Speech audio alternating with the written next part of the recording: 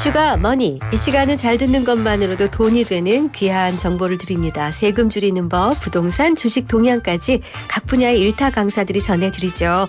오늘은 진짜 복덕방을 하시는 건 아니지만 이름만큼 구수하고 알뜰한 정보를 전해주실 광순의 복덕방의 이광수 대표를 모셨습니다. 어서 오십시오. 안녕하세요. 아유, 오랜만에 뵙습니다. 간만입니다. 안녕하세요. 네. 헤어스타일이 바뀌셨습니다. 예. 아주 가을, 늦가을에 아주 어울리시는 옷과 패션입니다. 감사합니다.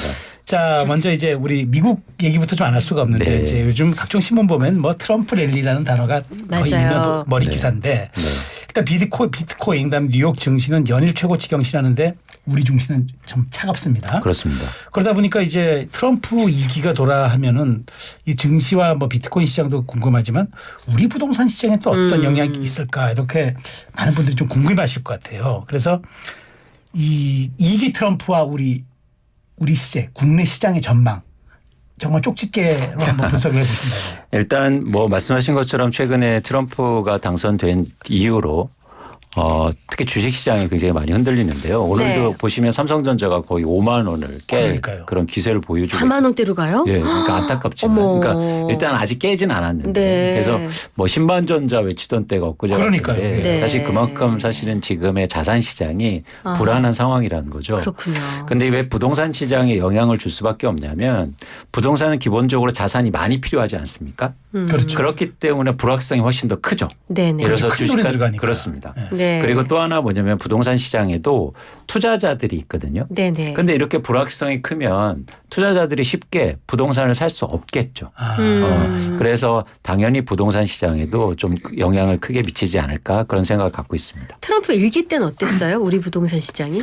그때는 한국의 부동산 시장이 그렇게 크게 올라 있던 상황은 아니고요. 그러니까 네. 항상 자산 가격이라는 게 크게 오르면 불안하거든요. 네. 그래서 가격이 뭐 많이 오르지 않은 상황 속에서 그런 변동성이 주어졌기 때문에 뭐 큰 영향은 없었습니다. 네. 자, 근데 이 부동산 시장은 사실 금리와는 거의 뭐 뗄래야 뗄 수 없는 상관관계가 있잖아요. 그렇습니다. 그런데 이제 지금 그러면 트럼프 미국의 금리도 중요하겠지만 그러면 앞으로 이 미국 시장의 금리와 우리 시장의 금리까지 포함해서 전망을 해보신다면 그러니까 저희가 금리 전망은 사실 하기 힘들죠. 네. 지금 같은 경우에 최근 들어서 미국의 채권 국채 금리가 오르고 있거든요. 네. 그 얘기는 뭐냐면 미국이 금리를 쉽게 내리지 못한다는 걸 시장이 반영하고 있습니다. 시장님이 그렇게 보고 그러니까 있다. 지금 금리를 인하한다 아니면 오른다 이런 예측이 잘 안 되는 상황이에요. 네. 그러다 보니까 이렇게 특히 부동산 시장에 금리 인하가 미치는 영향이 어떻게 될 거냐라는 걸 많은 분들이 이제 생각해 왔는데 그 전제가 달라지고 있다는 겁니다. 금리 인하가 안 될 수도 있다. 안 될 수도 있다. 그러니까 훨씬 더 뭐랄까요 불안감이 커지고 있는 거죠. 시장의 불확실성이 계속 커지고 있는 그렇습니다. 것 같아요. 투자자들이 가장 두려워하는 그게 거는요. 불확실성이잖아요. 내가 모르는 일이 벌어질까. 그렇죠. 그거예요. 그렇죠. 그러니까 근데 트럼프 자체가 예상이 잘 안 된다는 그런 그렇습니다. 캐릭터잖아요. 그렇습니다. 네. 근데 가을이 한창 이사철인데 그러면은 부동산 시장은 이런 대목을 못 보나? 이른 겨울이 왔나? 이렇게 생각할 수 있겠네요. 그런데 저희가 뭐 2000년대 중후반부터 어떤 현상이 일어나냐면 이사철이라는 게 없어졌어요. 아, 그래요. 그러니까 이사는 하시죠. 네. 그런데 그게 매매에 영향을 미치지 않습니다. 아. 과거 같은 경우에는 가을이나 봄에 그렇죠. 매매 거래량이 증가하거든요. 그렇죠. 그렇죠. 근데 네. 지금은 그런 현상이 없어요. 특별하게 시도 때도 없어요. 시도 때도. 그러니까 그렇기 때문에 크게 이사철이라는 사실 용어를 많이 쓰지 않고요. 한번 저희가 거래량을 볼게요. 네. 서울 아파트 거래량을 보면 네. 저희가 막 더웠을 때 집값 오릅니다. 거래량 증가합니다. 이런 얘기를 했었지 않습니까? 네, 그렇죠. 그때 뭐냐면 7월에 서울 아파트 거래량이 9천 건이었습니다. 9천 건. 맞아요. 그 네, 기억나요. 맞아요. 그렇습니다. 예. 그러다가 8월에 6천 건으로 감소했고요. 맞아요. 여기까지 얘기하셨어요. 예, 예. 근데 9월에는요 3천 건으로 줄어들어요. 어머나. 3분의 1 토박이 난 거네요. 네. 7월에 비해서. 그렇죠. 그리고 바로 전 8월 대비해서는 거의 반토막. 그래, 그러네요. 지금 11월 이제 10일 넘어가고 있는데 네네. 293건 거래됐습니다. 11월 한 달 동안에 아니요. 아니 지금 이제 열흘 열흘 열흘 사이에. 사이에. 네. 그렇다 열흘 그래도 사이에. 정말 작은데요. 그렇죠. 그러니까 와. 지금 서울의 아파트 거래량이 굉장히 빠르게 감소하고 있다 이렇게 생각하시면 됩니다. 와. 그러니까 얼어붙는 심리 속도하고 거의 유사한 것 같은데요. 맞습니다. 근데 거래량이 감소하고 있다는 거는 바로 어디하고 연결되냐면 수요가 줄고 있단 말이에요. 그렇죠. 네. 그러니까 지금 집을 살려는 사람들이 급속하게 감소하고 있다. 아, 이렇게 해석하시면 됩니다. 그렇구나. 자, 그러면 이게 왜 이게- 그랬을까요? 글쎄요. 대출 때문에 그런가요? 아니면 여러 가지 요소가 있는데 일단 제가 보기에 가장 큰 원인은 가격이 굉장히 빠르게 상승했기 때문에 가격이 너무 높다. 그 너무 가격을 높다. 감당해낼 수 있는 수요가 이제 많지 않은 거죠. 그럼 조정기가 오나요? 가격 조정기가? 그렇습니다. 그런 가능성이 굉장히 높은 거죠. 네. 거기에다가 예를 들어서 은행들에 대해서 대출 규제도 들어오고 네. 그리고 이런 불확실성이 가중되다 보니까 더 빠르게 수요가 감소하고 있는 상황입니다. 그럼 가격이 떨어져서 이만하면 괜찮을 것 같아 하면 또 확 몰릴까요? 그런데 이제 다음이잖아요. 그러니까 정확히 말하면 최근 2022년도에 가격이 한번 빠졌는데요. 네. 그때 빠졌을 때는 그런 현상이 나타났어요. 몰렸어요. 예. 그런데 이번에 빠질 때는요. 네. 저는 그런 현상이 없을 것으로 보고 있습니다. 음. 왜냐하면 그때 빠졌는데 다시 올랐다가 다시 빠지잖아요. 네. 그럼 학습 효과 때문에 빠져도 사지 않는 현상이 나타나요. 한번 경험해 봤으니까. 그렇죠. 네. 이거 지금 내가 올려가면서 사도 또 빠질 건데 그럼 살 필요 없다. 이런 그렇게. 변화가 일어날 수 있어서 조금 다른 양상이 펼쳐질 수도 있습니다. 네. 근데 이제 같은 서울 하늘 아래서도 좀 다르잖아요. 네. 이른바 강남, 용산, 여의도 등에서는 그 최고가 경신이 아직도 좀 이루어지고 있다 그러고 네. 다른 데서는 조정기에 들어갔다 하기도 하고 그러면 이렇게 양극화는 앞으로도 계속 이어집니까? 저는 가능성이 굉장히 낮아 보이는데요. 낮다. 예를 들어서 말씀하시는 그런 지역들, 네. 뭐 여의도라든가 재건축 지역들, 강남의 아파트들은 지금 집값이 오르는 이유가 있습니다. 왜? 그건 수요가 많아서가 아니에요. 그러면요. 그럼요. 집을 안 팔아서요. 안 팔고 이걸 안 명확히 내놓는구나. 하세요. 예를 들어서 강남의 반포의 새 아파트를 돈을 막 쥐고 와서 줄 서서 사고 싶은 사람이 많아서 집값이 오르는 게 아니고요. 네. 안 팔아서 오르는 거예요. 매물 자체가 없군요. 그렇죠. 그러니까. 그래서 한 건이 거래돼서 와, 한 건 거래됐네 이러고 있거든요. 네. 근데 그래서 오래 가지 못한다. 아. 그러니까 계속 안 팔 수 없습니다. 그래서 이제 매물의 양이 중요한데 최근에 매물의 양이 다시 증가하고 있어요. 아, 그 얘기는 뭐냐면 오래 못 버틴다는 못 얘기죠. 버틴다. 아하. 그러면 딴 지역 떨어지는 지역들은 매물이 지금 많다는 그 그렇습니다. 거꾸로 그 먼저 얘기를. 나오는 거죠. 한번 생각해 보세요. 다른 지역은 먼저 이제 파는 사람들이 증가하는데 네. 아 설마 여기도 빠지겠어. 여기가 빠지겠어? 이러면서 안 파는 거죠. 네네. 수요가 없어도. 네네. 그런데 이게 오래 가지 못한다는 겁니다.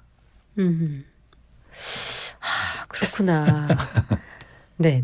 네, 자, 근데 KB부동산에서 발표한 네. 그 10월 서울 매매 가격 전망 지수가 전달보다 9%포인트 내려가면서 기준선인 100이라는 숫자에 근접을 했습니다. 앞서 한국은행이 발표한 주택가격 전망도 9개월 만에 하락 전환했는데 그럼 이제 본격 조정기에 들어간 거로 보면 되나요? 이 전망 지수가 흥미로운 게 전망을 나타내지 못해요. 에이? 전망 지수가 전망을 포함하지 않았다. 네. 그러니까 네. 왜냐하면 전망을 어떻게 하냐면 현재를 보고 전망을 합니다. 그래서 가격이 오르면 전망이 좋아져요. 아. 그리고 가격이 이렇게 거래가 안 되고 시장이 안 좋을 것 싶으면 보시는 것처럼 그 전망이 떨어져요. 그러니까 이건 동행 지표예요. 그러니까 아. 우리나라의 문제점입니다. 그러니까 이름을 바꿔야지. 전망 지수가 아니라 희망 지수라고. 좋습니다. 아니면 동행 지수. 동행지수. 그러니까 그렇기 때문에 많은 분들이 뭐 전망 지수가 올라서 향후에 집값이 오를 거라고 생각하면 안 된다는 거죠. 그래서 이거는 자연스러운 현상이다. 착시구나. 그러니까 지금을 얘기하는 겁니다. 근데 이제 그 하느니 어쨌든 또 금리를 또 낮춘다. 네. 그러면 어떻게 될까요? 그러면 또 부동산 시장 또 확 또 부풀어 오릅니까? 그러니까 이미 한 차례를 낮췄는데 오히려 시장이 안 좋은 상황이잖아요. 그렇기 때문에 이제 두 가지 조건이 필요합니다. 금리 인하가 부동산 시장에 영향을 미치기 위해서는 네. 첫 번째 하락의 폭이 커야 돼요. 아. 근데 그러기는 힘들잖아요. 그렇죠. 그렇죠. 물가라든가 그런 차원에서 미국과의 금리 차 때문에. 네. 그렇죠. 두 번째는 뭐냐면 예상치 못해야 돼요. 모두 다 맞아요. 그렇죠. 지난번에 예상을 다 했잖아요. 할 거다. 그렇죠. 없어요. 그러면 반응이 안 돼요. 그러니까 모두 다 지금 이렇게 얘기하고 있다고요. 금리 인하되면 집값 오를 거야. 모두 다 그렇게 생각하면 그렇게 안 돼요. 안 되지. 되지. 그러면 다 돈 벌죠. 그래서 제가 말씀드리는 것처럼 맞네요.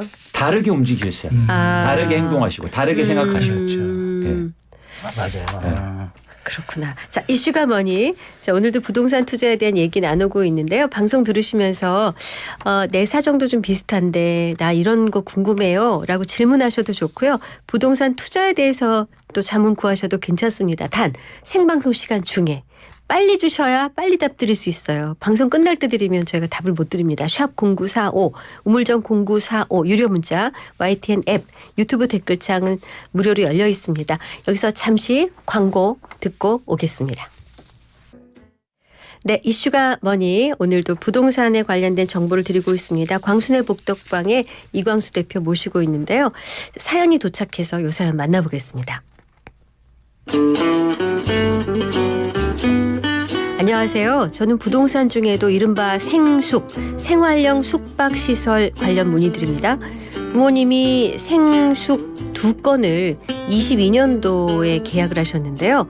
현재 계약금만 입금한 상태입니다. 완공일자는 25년도 예정으로 중도금은 다음 달에 납부될 예정이라고 합니다. 그런데 중도금을 납부할 능력이 안 돼 계약 취소를 해야 될 수도 있을 것 같습니다. 그래서 다양하게 고민이 생겼는데요. 5가지 정도로 간추려 봤어요. 첫째, 계약 취소가 될 경우 전매가 불가능한가요?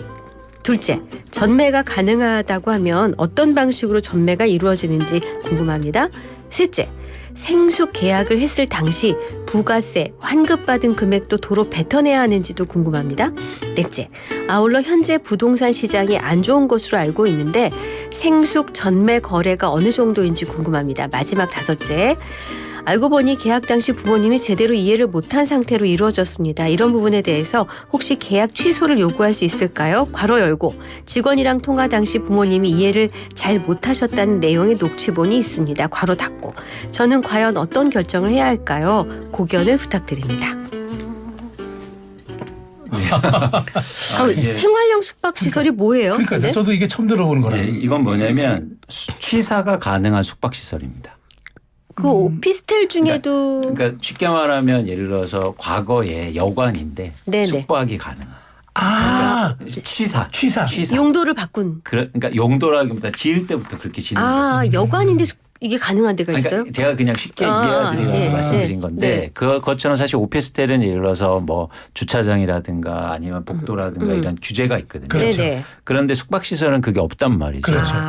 왜냐하면 그냥 가서 뭐 과거 여인숙 잠만 자고 그렇죠. 그랬잖아요. 네, 잠만 네. 자니까. 그런데 그래서. 취사 시설을 넣으면서 아. 일시적으로 그걸 풀어준 거예요. 네. 그게 네네. 이제 그 행정당국이 그걸 허가했군요. 그렇죠. 이제 외국인들이 많이 오고 이러니까 일종의 레지던스라고 레지던스. 보시면 됩니다. 네. 그런 게 있었구나. 근데 이분의 이제 질문들에 그러니까. 대해서 답을 주셔야 될 것 같은데. 예. 근데 이분 질문이 너무 일단 좋고요. 네, 네. 이렇게 이제 5가지로 딱딱딱 해놓게 그러니까 질문하기 답변 드리기도 하기도 좀 되게 편하고. 좋습니다. 네. 자, 1번이요. 계약 취소. 계약 취소가 될 경우 전매가 불가능합니까? 이건 당연히 불가능합니다. 아. 계약 취소가 되면은 권리가 없잖아요. 네. 그렇죠. 그렇기 때문에 어떻게 전매할 뭐가 없지 않습니까? 네, 네. 이건 당연히 계약 취소 불가. 전에 가능하냐고 여쭈는 거 아닐까요 혹시? 그러니까 계약 취소할 때 그게 이제는 2번하고 네네. 연결되는 건데 그래서 계약 취소 전에 당연히 전매가 가능합니다. 네. 그래서 분양권 전매가 가능하고요. 네네. 이 분양권 전매는 횟수에 제한이 없어요. 계속 할 수 있어요. 그러니까 이걸 산 사람도 또 매각하고 또 할 수 있고. 아. 그래서 이거는 당연히 매각할 수 있다. 네. 이렇게 네. 보시면 됩니다. 네. 그런데 3번 생수 계약했을 당시 부가세 환급을 받았어요. 네. 왜냐하면 매입세 환급을 받았겠죠. 네네. 그럼 만약 이게 계약을 취소하거나 매각하면 네. 당연히 매출세를 내셔야 됩니다. 네. 예, 그렇죠. 아. 그래서 이제 도로 뱉어내야 돼 이런 용어를 쓰셨는데 예, 뱉어내셔야 됩니다. 네. 당연하죠. 다른 명목으로 아니요. 그러니까 매출세니까. 매출세를 그렇죠. 그렇죠. 매출세를 이름만 달라졌지 도로 뱉어내는. 도로 그대로 네, 그렇습니다. 환급을 한 거. 받으신 것만큼. 네. 네 번째는요. 현재 부동산 시장이 안 좋은 것으로 알고 있는데 생수기 어떠냐. 전매 거래가 지금 전매 거래가 굉장히 안 되고 있어요. 네. 당연하죠. 이것도 안 네. 좋군요. 굉장히 다 안 좋은 좋구나. 상황입니다. 특히 지방의 생활 숙박형 시설은 거의 거래가 안 되고 있는 상황이고요. 수도권은 조금 나아지고 있는데 근데 굉장히 어려운 상황이다. 그래서 지금 거래가 되는 경우도 굉장히 금액을 낮춰서 그러니까 거의 계약금을 손해 보는 정도로 어휴, 거래가 네. 되고 꽤 있어요. 낮추는구나. 네, 네. 그래서 네. 그래도 거래가 잘 안 되기 때문에 지금 시장 상황은 굉장히 안 좋은 것으로 알 수 있고요. 네. 마지막으로 계약 당시에 부모님이 제대로 이해 못한 상태에서 이루어졌다고 합니다. 자, 이런 경우에 중대한 하자가 있으면 계약 취소가 가능하죠. 네네. 근데 그 하자의 정도가 이렇게 내용 봐서는 제가 잘 모르겠어요. 네. 그래서 이거는 이제 판단이 필요한데 네. 근데 실무적으로요. 네. 이게 취소되는 경우를 전 많이 못 봤습니다. 저런. 네, 안타깝게도. 그렇구나. 그래서 조금 더 보수적으로 네, 그리고 네. 시간도 오래 걸리기 때문에 저런. 보수적으로 생각하시면 좋으실 것 같은 생각이 듭니다. 도움이 되셨기를 바랍니다. 자, 근데 왜 요즘 생활 숙박시설 생숙 하는데 지금 안 좋다고 하셨는데 왜 사람들이 왜 여기에 관심을 좀 두었죠? 예를 들어서 이번처럼 2022년도 뭐 네. 2021년도 부동산 3, 4년 가격이 전에. 크게 네, 상승할 네, 때 이런 생숙이 분양이 많이 됐거든요. 이유가 있었어요. 왜요? 왜냐하면 이게 다주택자의 그러니까 그 세대수에 포함이 안 되는 거죠. 그러니까 투자가 그래서 이분도 심지어 2건이나 갖고 있지 않습니까? 그러네요. 네, 네, 네. 그러니까 투자가 가능했다. 저런. 네. 두 번째는 뭐냐면 대출을 많이 해줬어요. 그럼 사죠. 사람이 사죠. 그러니까 계약금만 내고 1,000만 원 내고 그렇죠. 아유 네. 저기 사장님 사모님 500만 원만 내세요. 100만 원만 내세요. 이러면서 사실은 예를 들어서 영업을 했단 말이에요. 저런. 그러다 보니까 그러면 나중에 어떻게 됩니까? 다 대출해줘요. 지금 금리 낮잖아요. 걱정하지 마세요. 이렇게 한 거죠. 저금리 시대 맞아요. 그리고 보세요. 나중에 이렇게 하면 막 이거 임대료 6, 7% 나옵니다. 아하. 이렇게 된 거죠. 그런데 금리가 솔깃하죠. 올랐잖아요. 참 금리가 솔깃하지. 이미 올랐죠. 네, 예. 그리고 임차 계약도 잘 안 되지 않습니까? 안 되죠. 그리고 이제 막상 대출 받으려니까 엄청 부담이 돼요. 그렇죠. 그래서 여러 가지 문제가 생기면서 지금은 오히려 이렇게 계약을 취소하고 뭐 아니면 전매를 하거나 이런 분들은 많아지고 네. 반대로 그런 상황이니까 사는 사람 없는 거죠. 그렇군요. 그러니까 거품이 꺼지는 지금 단계로 봐야 되는 거예요. 그렇습니다. 그렇습니다. 네. 그래서 전형적으로 제가 이제 부동산을 말씀드릴 때 꼭 드리고 싶은 말씀이 있어요. 여러분들이 접근하실 때 네. 내가 사용할 수 없는 부동산은 사지 마시라.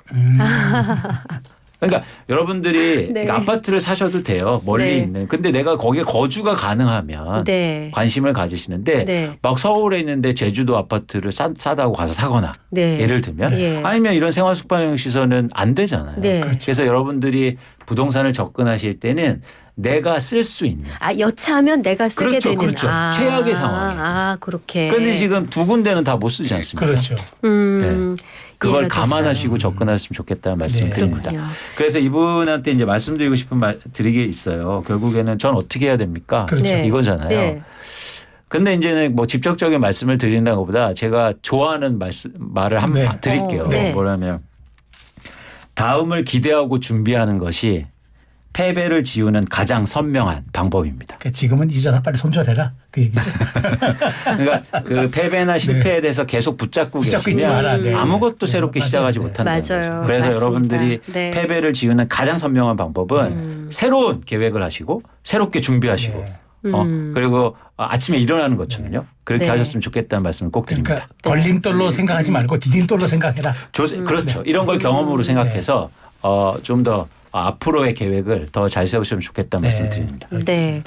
자, 서울 집값 상승세가 주춤하지만 청약 시장의 열기는 좀 다른 것 같아요. 최근에 있었던 송파 잠실 레미안 아이파크 1순위 청약에 8만 명이 넘게 몰리면서 268대 1을 기록했는데 서울 청약 시장의 열기도 꺾일까요? 어떻게 될까요? 이건 이제 분야가 그러니까 종류가 좀 다른데요. 그렇죠. 이 네. 이유는 뭐냐면 시세 차익이 있기 때문입니다. 네. 시세 차익. 예를 들어서 이 잠실의 레미안 아이파크는 8억 원 정도 시세 차익이 났어요. 그러니까 분양가가 낮았다는 거죠. 아. 분양가 상한제 때문에. 예. 그러다 보니까 참여 안 할 이유가 없죠. 그러네요. 그런데 네. 분양가가 높은 지역들은 지금 미분양이 오히려 증가하고 있거든요. 그렇겠네요. 그래서 그런 어. 특수성을 이해하셔야지 이것만 보고 청약시장 요즘 뭐 큰일 난 거 아니야? 새 아파트 없는 거 아니야? 이렇게 그건 판단하시면 안 아니다. 됩니다. 그런 말씀을 드립니다.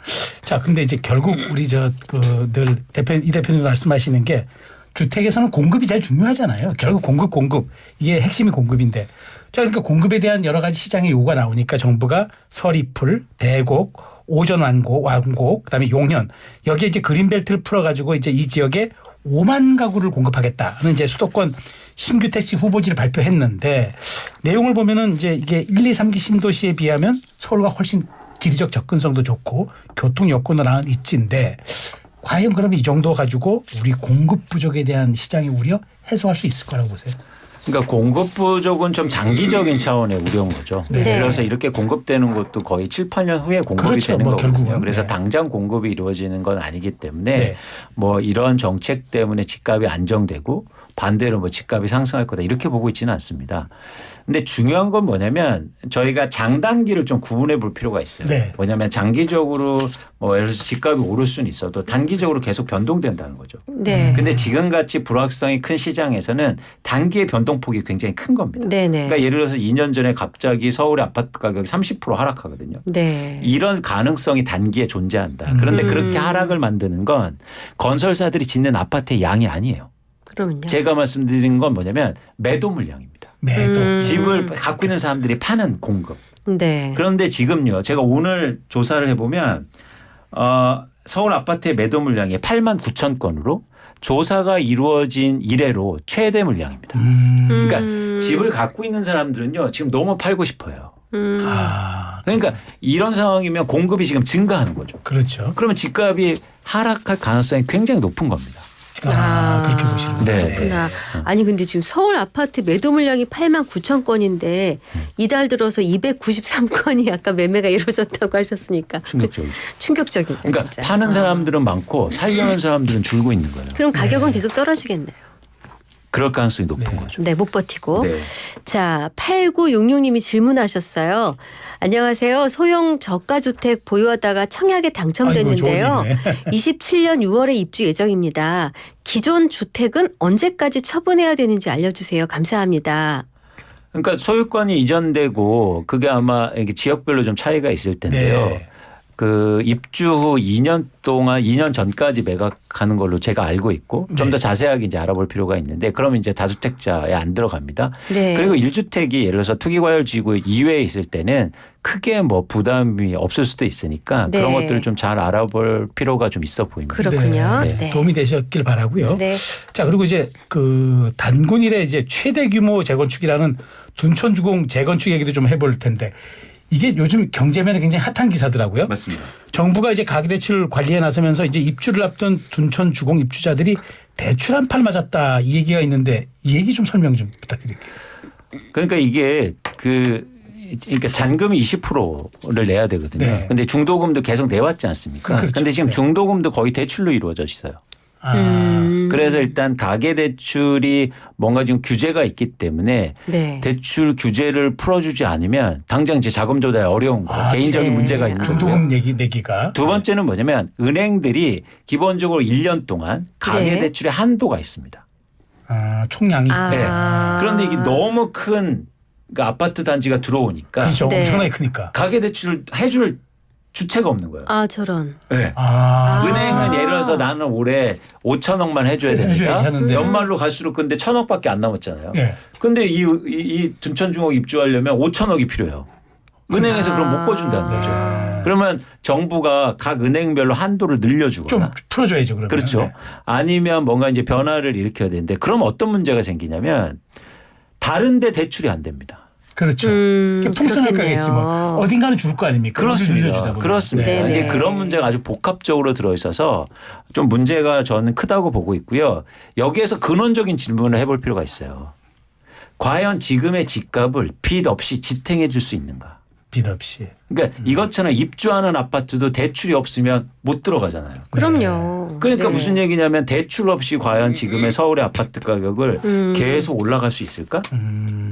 그러니까 그런 측면에서 어떤 한계를 여러분들이 좀 아셨으면 좋겠다는 말씀을 또 드립니다. 그러니까 지금 그걸 역으로 얘기하면은 뒤집어 얘기하면은 대출이 모든 것의 그 키다라고 말씀이 되는 거잖아요. 또 하나 뭐냐면 그만큼 지금 우리가 감당해낼 수 있는 아파트 가격이 아니라는 거죠. 당장 안 꿔주거나 그러니까요. 내 소득 훨씬 더 이상만큼 꿔주지 않으면 이 집값을 못 버티는 그러니까 거예요. 대출이 모든 것의 근원이 돼버리는 거잖아요. 그렇죠. 그렇구나. 네. 근데 실제 주변에 보면은 실거주형 아파트나 실거주형 오피스텔을 매수하려는 분들도 대출이 안 나와서 어려움을 겪고 있는 경우가 많은데 가계 대출이 이렇게 좀 뭐랄까 타이트하게 조여지는 거 기대로 갑니까? 그건 지금 가계대출 규모가 1,800조 원 정도 되는데요. 네. 이걸 더 늘리면 우리나라 경제가 문제가 생깁니다.